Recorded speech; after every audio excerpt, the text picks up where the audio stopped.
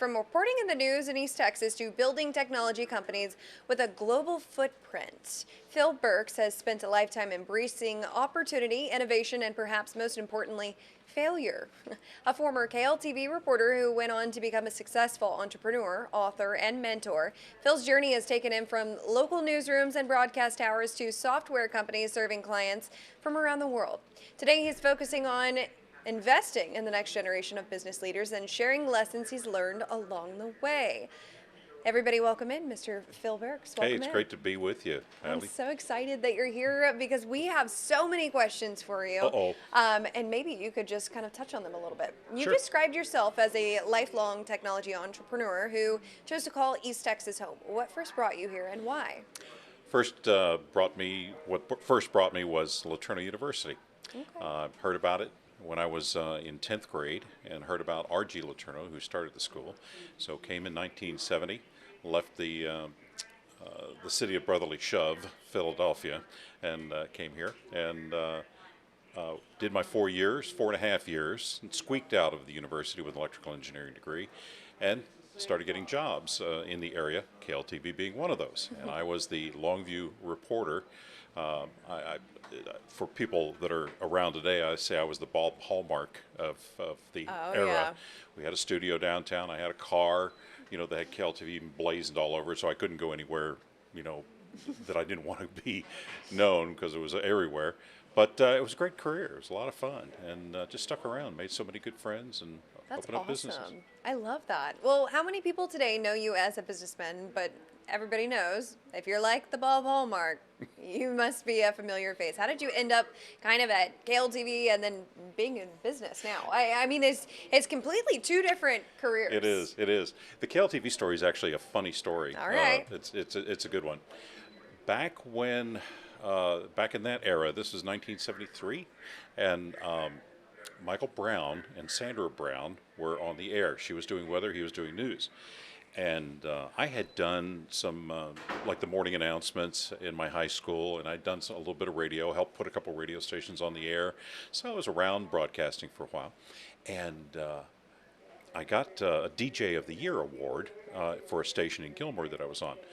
Two reporters came up and interviewed me, and they made the fatal mistake at the end of that to say, hey, if you're ever in Tyler, come see us. Well, what am I going to do? I'm going to come down specifically to see them. And this is when KLTV was in, we used to call the airplane hangar, the Quonset hut, out on 31 in the Loop.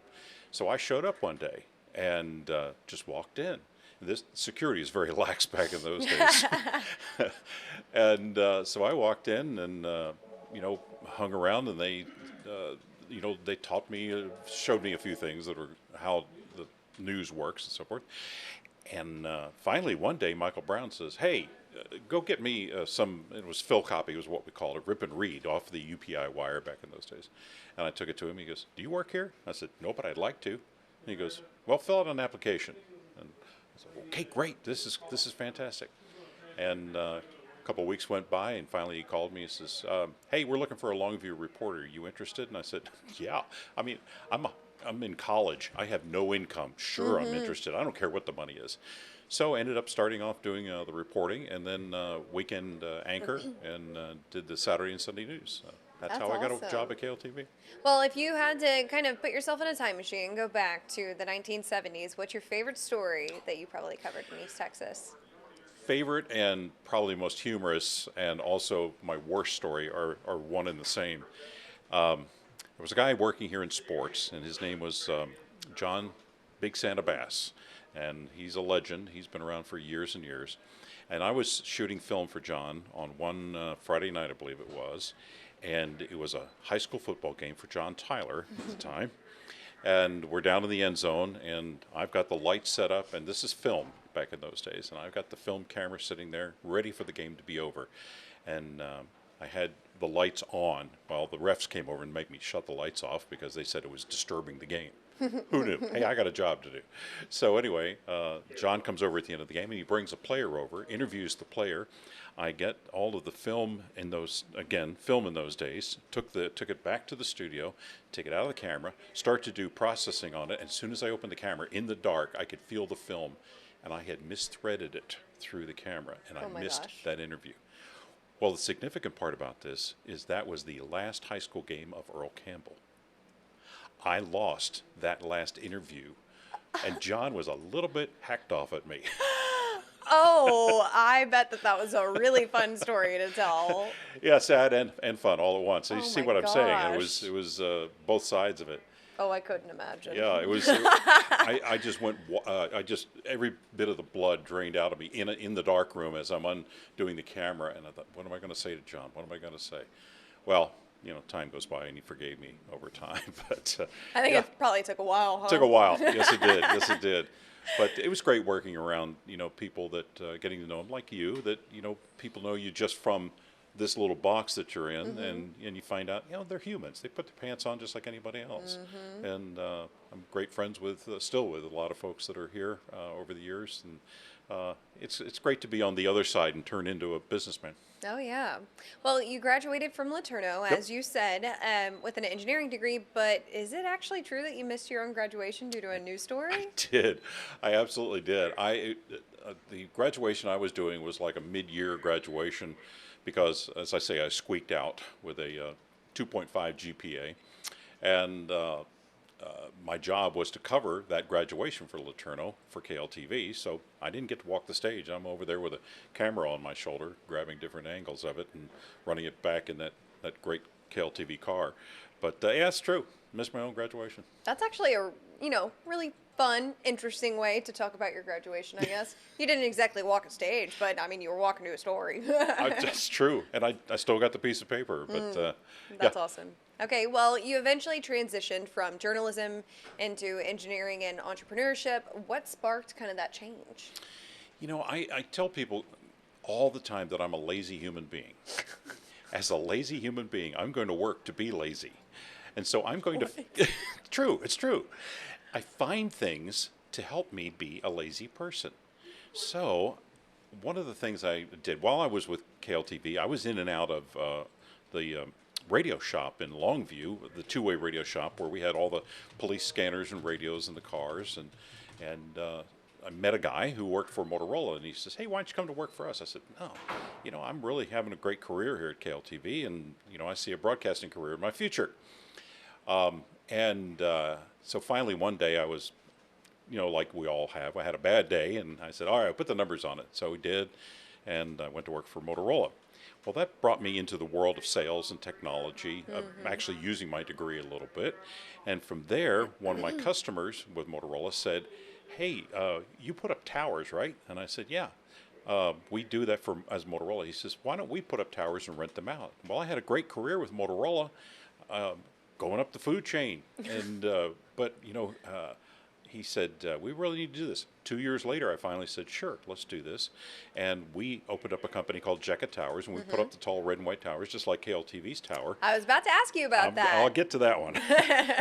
That is its own story. But yeah, we put up that tower, we put up a bunch of others, and we put up ones that we rented out and built a whole industry on that. And so I left Motorola. We did that company, and then we sold that company to Motorola. So I'm learning business kind of on the fly and making a lot of failures and a lot of mistakes along the way. But in that process, I wrote some software because I was having to cut invoices to our customers all the time.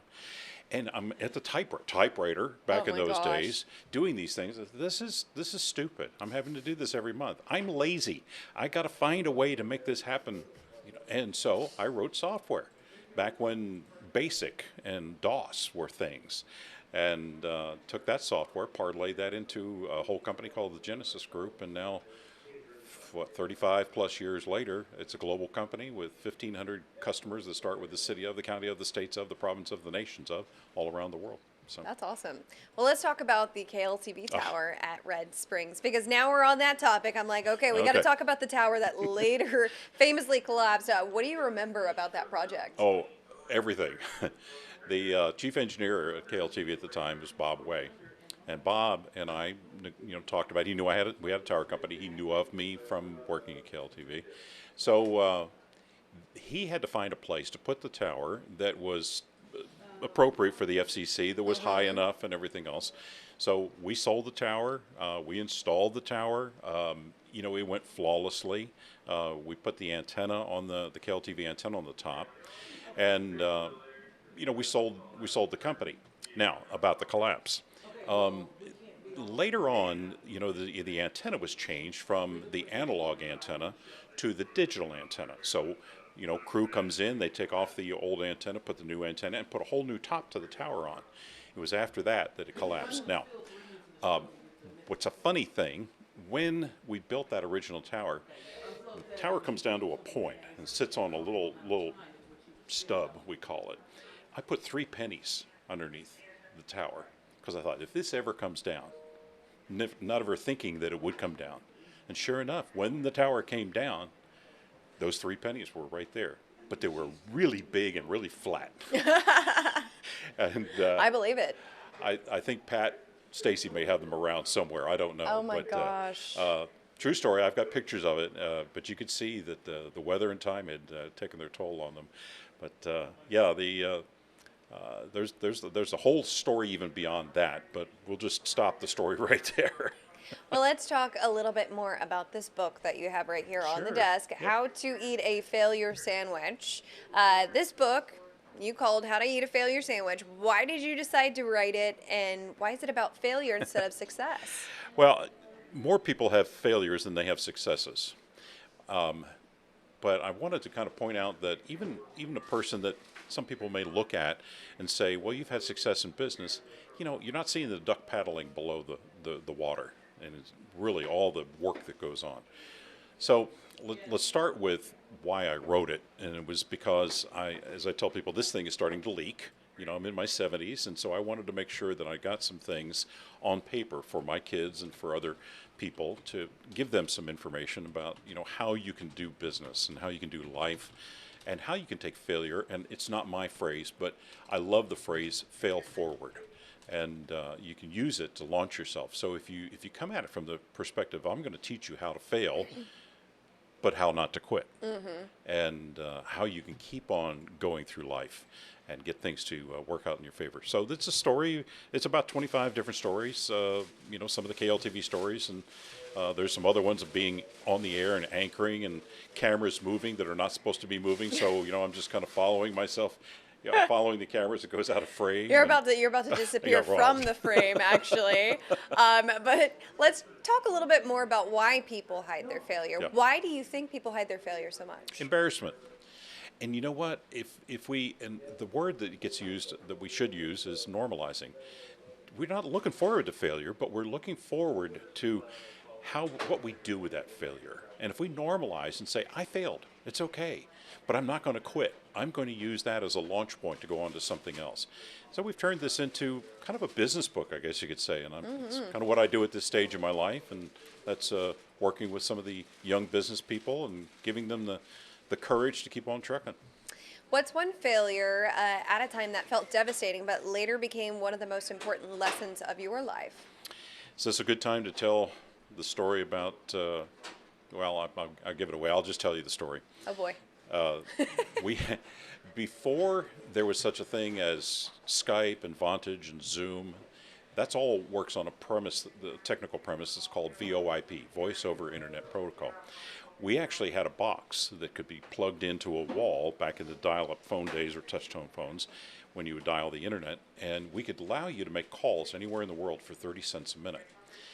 This is back when phone calls were costing $7 a minute to call from Turkey, as an example.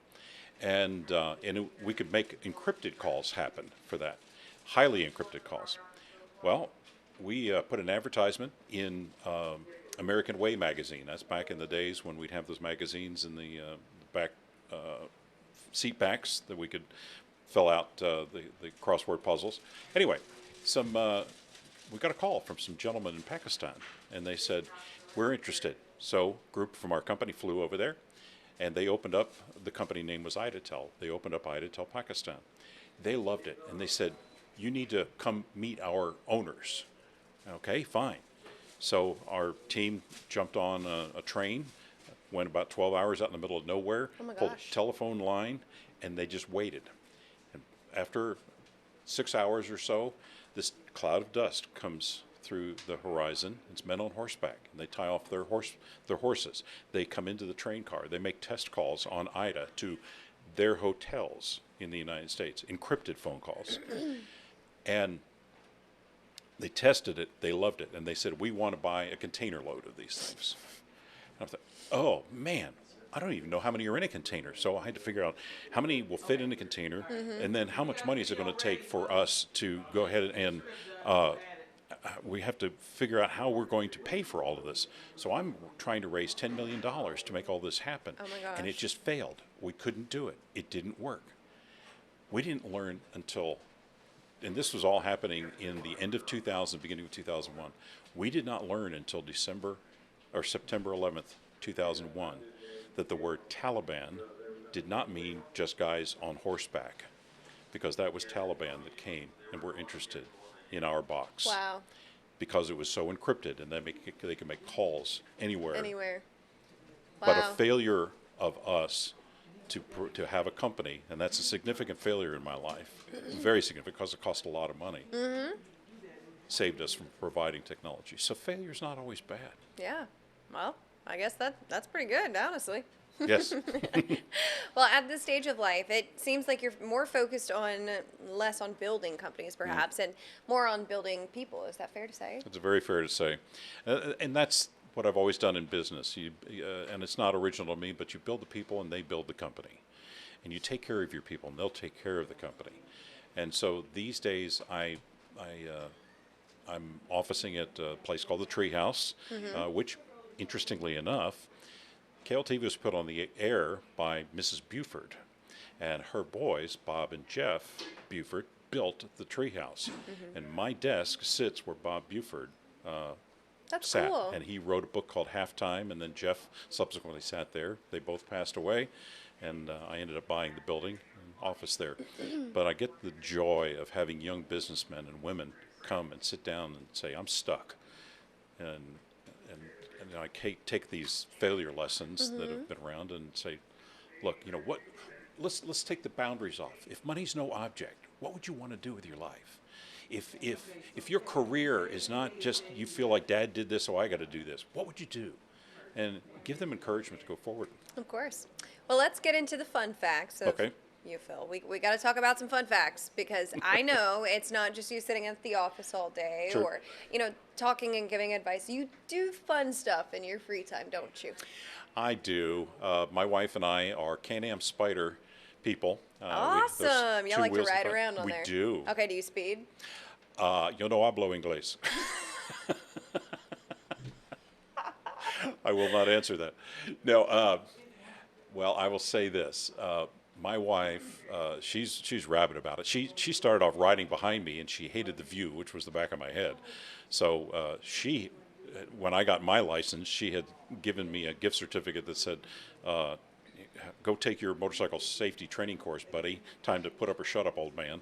So I gave her motorcycle safety training course and said, put up or shut up, old lady. So she went and got her own motorcycle, and she is now rabid about it. She actually about a month ago did a trip from Tyler solo to San Diego, California on her motorcycle, rode up and down the Pacific Coast Highway, rode back all by herself, 76 hours, 4,600 miles, just her in the seat. She's on another trip. We go together on trips. We've been to Europe and renting motorcycles over there and riding. So that's our fun, and it's a great community that we're in, and brings us great joy. That's awesome. I'm so glad that you guys. I'm a Can-Am family as well. My Are dad. you? My dad uses one to go hunting all the time. Oh, sure. So he likes to ride around it. All he says is, "You're not driving it. It goes too fast." And then, like, my eyelashes and my hair are gone by the time he gets on a side road somewhere. And I'm like, yeah, you're right. I probably don't need to. Yeah, but it's like anything else. The world just melts away when you do that. It does. It's almost relax. I would say it's relaxing. It is. To just get out and do something different every once in a while. Last summer we rode the Alps. We started at Oh, one that's end of so the Alps and rode cool. all the way through the Alps, the Stelvio Pass. I think I'm saying that right. All the way down into Italy, into Tuscany, and so forth. And not only just what you see, because you have nothing around you, and there's no guardrail in a lot of places, but the smells. You know, you're smelling flowers that you don't smell in a car. You're experiencing the air and the temperatures that you don't feel in the car. And so it's just so much fun and just, it's different in a great Adventures way. create memories that will Exactly. last a lifetime. Exactly. Yeah, So sure do. I get it. I understand. Is there anything else that we need to know about you before we go, Mr. Burks? I'm 6'1". Okay. All right. I think we needed that fact. Okay, well, from misinterviews and business setbacks to international success and mentoring the next generation, Phil Burks has learned that failure isn't the opposite of success. It's often a pathway to it. Mr. Burks, thank you so much for Thanks so joining much, us. guys. Appreciate you.